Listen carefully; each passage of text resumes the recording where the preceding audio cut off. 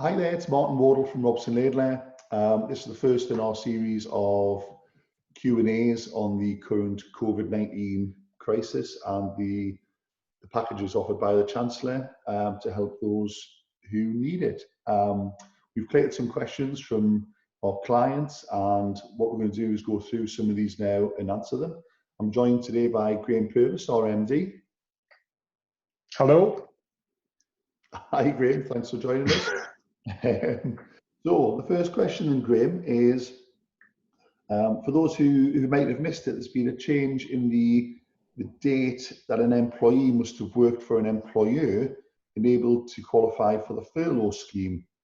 I think it was the end of February, and it's changed to the 19th of March now.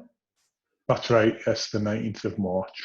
So I suppose one of the questions we had then is, I had an employee who started on the 5th of March. Does that mean they can be included in the furlough scheme? It depends, is the answer. So it depends upon whether the employer has made a PAYE return or RTI submission prior to the 19th of March, including that employee on that submission. So the critical thing to remember with this is it isn't necessarily the date that the employee started. The critical thing is that that person must have been included on a PAYE RTI submission, which happened on or before the 19th of March 2020. So in reality, if you are an employer who makes your pay run at the end of the month, you're not really going to benefit from this sort of extension that they've talked about. Where it will be of benefit is for people who are paid weekly or perhaps fortnightly. Does that answer your question? It does, yeah, I think so. And that's because an RTI submission is only made on a pay date. So just that's correct, yeah. You're employed on the 5th, like you say, if the first RTI or pay date is after the 19th, there won't have been an RTI submission. The revenue still won't know that person existed on the payroll. They've got no evidence, so they can't just pay out for anyone correct. who worked there. Yeah, that's right. Yeah. Okay then. On a continuing theme, one question that we get probably 20 times a day is, how long will it take to get the furlough money grant from the government? That's a good question. I don't know the answer. I can tell you what they're saying, but whether that actually mirrors reality or not, who knows? But the portal is due to open on Monday of next week, which is the 20th of April. So you'll be able to make your claims from that date. Assuming that the portal doesn't crash and works as it's meant to work, HMRC have said that the money will be in your bank account within 6 working days of making that claim through the portal.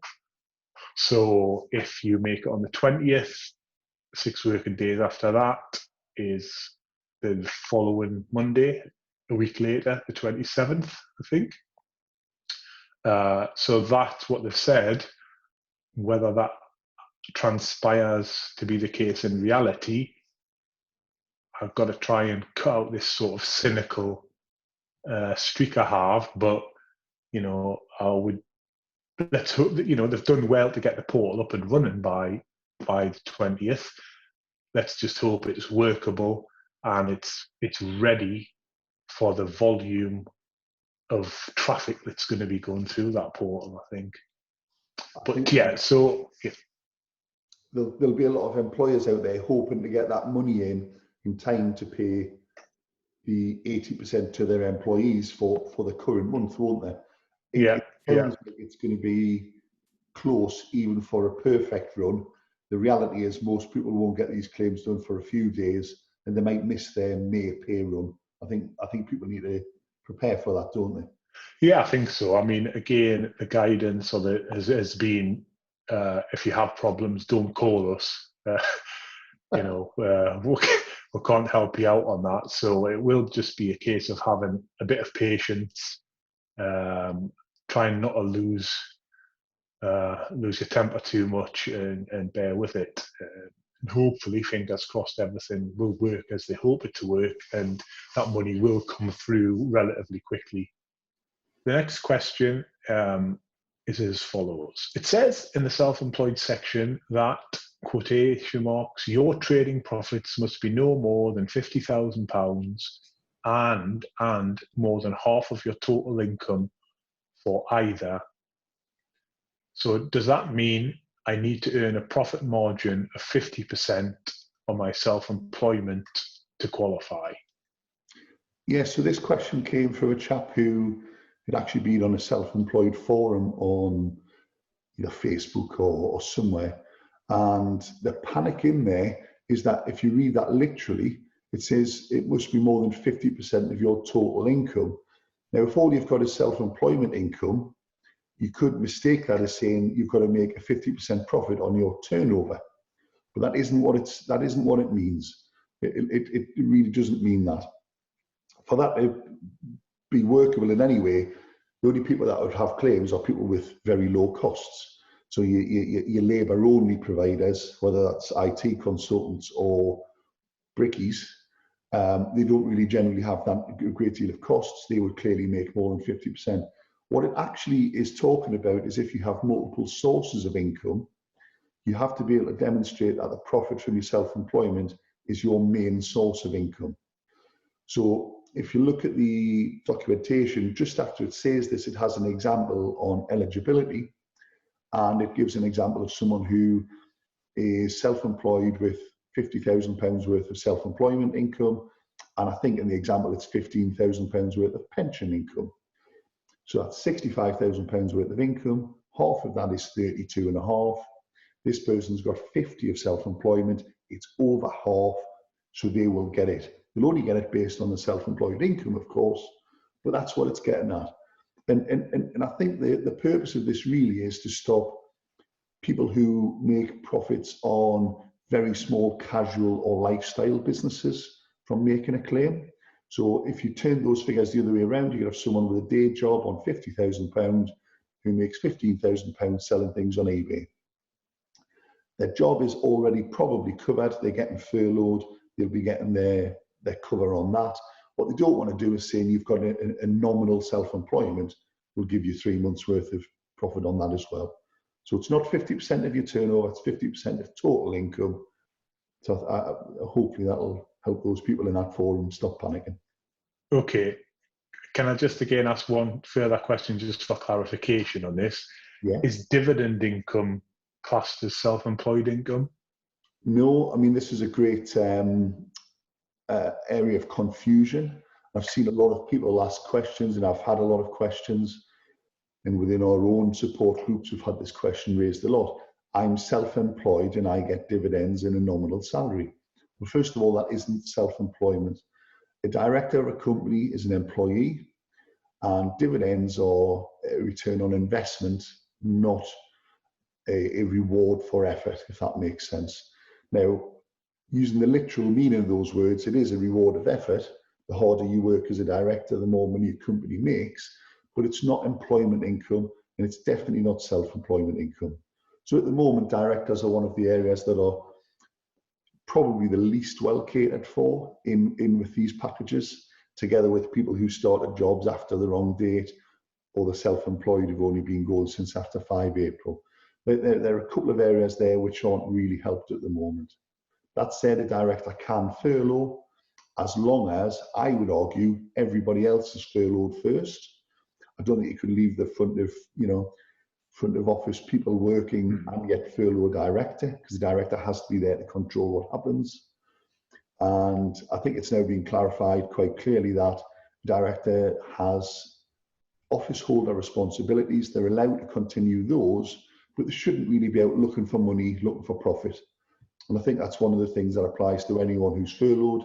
They shouldn't really be out there trying to sell or make things or generate profit. Next question then, Graham, is what effect does the national minimum wage have whilst on furlough? Okay, so essentially what you're looking at here is the national minimum wage went up on the 1st of April, okay? But the furlough payment grant claim is based upon the pay in the preceding tax year, okay? So effectively, that means that when you make your claim for the grant, it's 80% of the national minimum wage pre 1st of April 2019. Does that make sense? Yeah, and that's for anyone who was put on furlough before the 1st of April. Correct. Absolutely right. Yeah, there's a one proviso from that. So what that might mean in practical terms is that person, the person who gets paid the national minimum wage, might actually, if you have reduced their pay to the 80% limit, might actually get less than the national minimum wage. That is allowed, that is permissible under these rules, except for one exception, and that is if that person is doing any training, that person has to be paid at national minimum wage levels. So the employer would need to top up in those circumstances the 80% just for the time that is spent doing some training. Okay then. If we can stick on furlough for a little bit as well then, Graham, because most people might not realise that you can actually do training whilst on furlough. Mm-hmm. What just for the benefit of the audience then, what is prevented whilst on furlough? What are you not allowed to do whilst on furlough? Okay, so essentially the guidance is more or less words. So it is, you are not permitted to do anything which will generate commercial revenue for your employer, nor are you able to provide services or products to or on behalf of your employer. So it's those two things really. Generating the commercial revenue, I think, would more or less catch most the business development activity, I would argue, any marketing activity, and providing the services to on behalf of the company is self-explanatory. It really is very restrictive. So if you've got you can't go in and you'll keep the machines up to date, because that's basically helping to provide service or manufacture. And equally, if you're a salesman, you can't be in networking meetings, you can't be running around checking in on customers, making sure they're okay, if they need anything while I'm on furlough, that type of thing. Or equally, pitching on LinkedIn, Facebook. It's all marketing with a view to bringing commercial revenue, isn't it? It is, and you've got to go back to what this scheme is. What is the crux of why this scheme is brought in? Is to stop the other option of making people redundant. That's what it's about. Yeah. Yeah. So if you apply that circumstance to it, it's not a means of here's a bit of a subsidy, but by the way, you can still do 5% or 10% of what you were doing before. I think personally it's quite literal. Okay, thanks for that, Graham. Okay, doke. One more question, I think. I have. Okay, Martin, this is the next question. My tenants have told me that they do not have to pay rent for 3 months because landlords can claim a grant against their mortgage. Is this correct? All right, yeah, I know where this has come from. So no, in short, I've actually done a fairly detailed video on the guide for tenants and landlords on COVID-19. But the first myth that kind of circulated quite quickly is neither tenants or landlords have to pay anything for 3 months. Tenant will often think that the landlord is net off for 3 months worth of mortgage payments. But the reality is the mortgage it's a holiday or a deferral, whatever you want to call it. And some lenders are saying you've got to prove your tenant is in financial difficulty to get this in the first place. Then they'll often only reduce it by the reduction in the rent you're receiving. And even if they do reduce it, it still has to just be repaid. So if you've got 10 years left on your mortgage and you miss 3 months, you will still have 10 years left on your mortgage at the end of those 3 months. What that means is you'll pay more interest for the next 10 years of your mortgage. What the guidance does is it specifically says that tenants and landlords should work together and work pragmatically to come up with a reasonable solution. So if you've got a tenant who is in difficulty, work with them. If they've got no money coming in at all, make sure you understand the help that's available to them. If they're self-employed and have been for 5 years, what you probably need to work around is you will get some money, but they'll not get it till June. So expecting them to pay rent in April and May, it probably is unreasonable if they've got no other income. If they're an employee who's furloughed, they'll still be getting probably not that much different income-wise, yes, 80%, but you're not spending any money on any entertainment or anything else, so they can probably pay most of their rent. Of course, don't forget, there's something like a third of the country work for the government, who are all key workers, plus all the other key workers are totally unaffected anyway. So there's no grants for for landlords. There's no grants for tenants. It's just that you should work pragmatically. Anything not paid is furloughed on both parties. So if I was a tenant, I would try to pay as much as possible. And the reason for that is if you've got a 6 or a 12-month contract, if you miss 3 months, the landlord is going to rent those 3 months over the rest of your contract. So if you've only got another 3 months left at the end of that, you're going to have to pay double rent for the next 3 months. And that's probably worse than trying to pay some now and spread the balance. So no, there's no grants and there's no compulsion. It's just a request from the government that everyone plays nice and works together. So, yeah, I hope that answers that. It does. Can I again just ask something from a sort of personal angle? So my son is a student at a local university. Is it just the same situation for him in terms of? It is, yeah. You're probably the guarantor as well, aren't you? I am, yeah.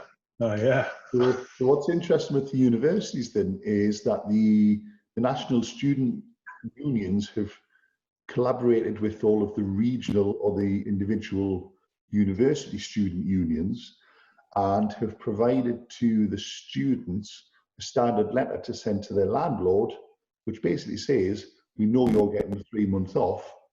We don't think we should pay any rent because university's closed. The reality is that isn't what the guidance says. The guidance says the universities say students, first of all, should stay where they are.